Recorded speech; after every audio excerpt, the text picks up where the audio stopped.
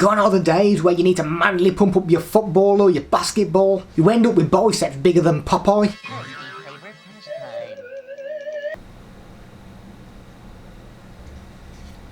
But now we've got an electric ball pump.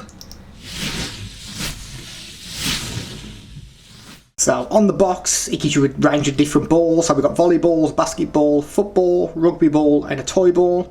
It tells you what PSI you should have in each of the balls, which is very, very useful, because I've pumped footballs up in the past and I've not really had a clue what PSI it's supposed to be. So some of the selling points on this pump as well: it's compact and portable, it's got preset pressure, we've got an LED lighting, and it is low noise as well. So specifications of the pump, it gives you the model. It takes 3 AA batteries. The maximum air pressure is 12 PSI from this pump. Dimensions are 160 by 42 millimeters. The weight is 185 kilograms, and we've got the LED light is 1 watt. Working temperature, so from -15 to 60 degrees. And in the box we get the ball pump, we get 2 ball air needles, we get an air hose and a user manual as well. So we get a little card that comes through. Are you happy with the purchase? If you've got an issue, you've got an email address that you can contact. We have the user manual, we have the ball pump itself, so it is made of plastic. We've got a plus symbol, a minus symbol and a power button, and we've got the little torch symbol there as well. We have the battery compartment on the back, so if we just open that, there is room for 3 AA batteries in there. We get the little air hose and we get 2 needles with it as well, and we get a little carry bag as well. So we've currently got 3 Duracell AA batteries in there, and I can't get the device to switch on.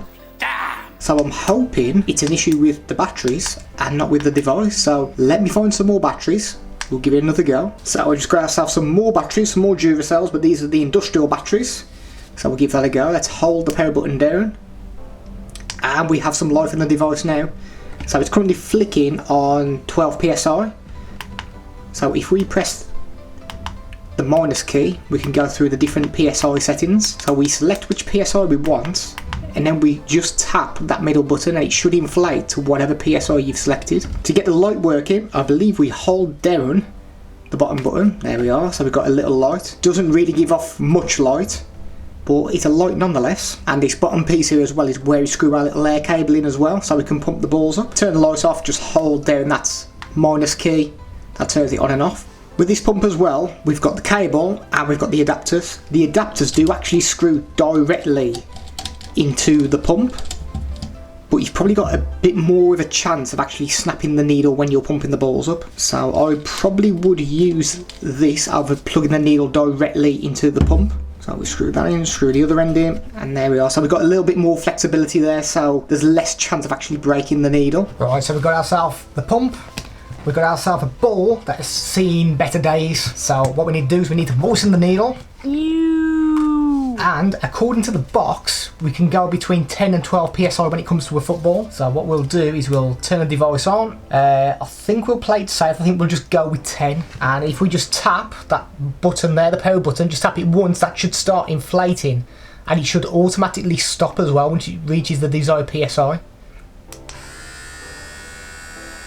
Okay, so it is actually really quiet. I don't know how much of the audio is coming up through the camera, but it is actually pretty quiet. It is actually inflating, I can see it going up. What's happening? You're blowing up like a balloon! Like a blueberry. I'm slightly concerned that it won't stop though once it reaches 10 PSI. I really hope it does. What I quite like about this as well, because if you've used a manual pump, the amount of needles that get snapped if people start pumping the balls up, just because rather than keeping the ball kind of stuck in between the legs and kind of steadying the ball, they just start hammering the pump. And I mean, this moves all over the place. I mean, with this, you can actually move it quite a bit, and that needle just doesn't look as though it's going to snap at all. So I would have loved one of these back in the day, to be honest. Balls I've broken. Now I'm getting slightly concerned because that ball feels quite hard now. Okay, I'm getting slightly concerned now. Please stop. Please, please, please stop. I don't think he's gonna stop. Do you know what? I'm stopping it manually. The 4 and the 6 have lit up. Well, I presume he thinks it's got 6 PSI in there.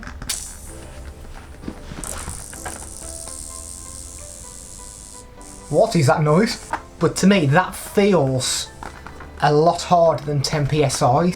It's supposed to be hard. So it kind of works in a fashion. I mean, it's definitely pumped the ball up. I mean, you saw the state of that ball before I started pumping it up. So it definitely does work. I'd be slightly concerned when it comes to this PSI and relying on that rather than you stopping it manually, because I feel that if I left that going for, let's say, another 30 seconds, chances are I probably would have popped that football. Unless I've got a faulty device, I'm presuming I haven't, but I wouldn't trust that to automatically stop. And to be honest, it's pumped the ball up very quickly. I mean, what was it? Probably 30 seconds to a minute, something like that. And it was a pretty flat ball that I had, and that is rock solid now. I don't fancy heading this ball at all.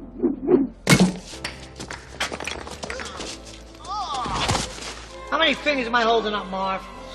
8. Right, what I'm going to do is I'm going to loose all the air out of the ball, and what I'm going to do is I'm going to set it to 4 psi. I'm going to see if it actually stops. Yeah, so if you want to loose air out of a ball as well, you need to unscrew this slightly. So plug your needle into the ball, because if we've got this tightened up, there's nowhere for the air to escape, so it won't loose the ball down. So make sure you slightly unscrew it, and you might be able to hear it. The air is actually coming out of the ball now. You should definitely be able to hear it now.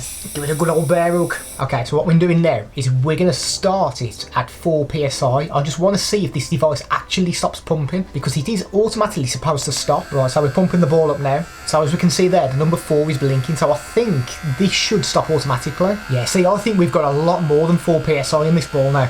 Oh, it has. It's actually stopped on 4 psi. But to me, that is a lot harder than 4 psi. That is not too far off being a playable football. It needs a little bit more air in there, but there's no way that is 4 psi. That seems a lot more than that. Right, what I'm going to do now is we're leaving the ball inflated at 4 psi, but we're going to try and do 4 psi again and see if it automatically stops sooner than what it did just. So let's begin the test.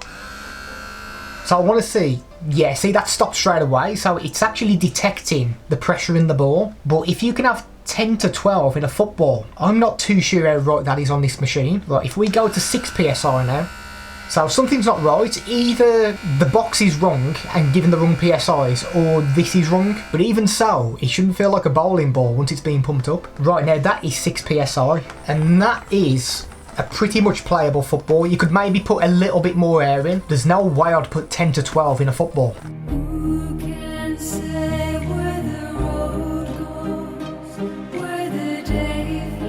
And what are we thinking about this pump? It's good, but it's also pretty bad as well. It's bad in the respect that I cannot trust this PSI counter. For example, the box is saying I can pump a football up between 10 and 12. I don't want to be heading a cannonball whenever I play football. So what I would recommend is not relying on the automatic stop feature on this, because chances are you are going to burst a few balls using this. The other bad thing we had as well is that it wouldn't detect one set of batteries that I had, which were brand new batteries as well. It might be a little bit finicky when it comes to what batteries you put in this device. The pump actually does work, and I probably would use one of these rather than a manual pump just to save my arms. I mean, I've got the smallest biceps in the world, so something like this is an absolute godsend for me. I'm an absolute weakling. I quite like that it's got a torch on there. I'm not quite sure why you would really need the torch feature. What I'd like to see different in this pump is I would prefer not to use AA batteries. I would prefer it to have a built-in battery that charges through USB. That might just be me, but that is kind of how I prefer things to be these days. And the star rating for the Smart Ball Air Pump will be 5 stars out of 10.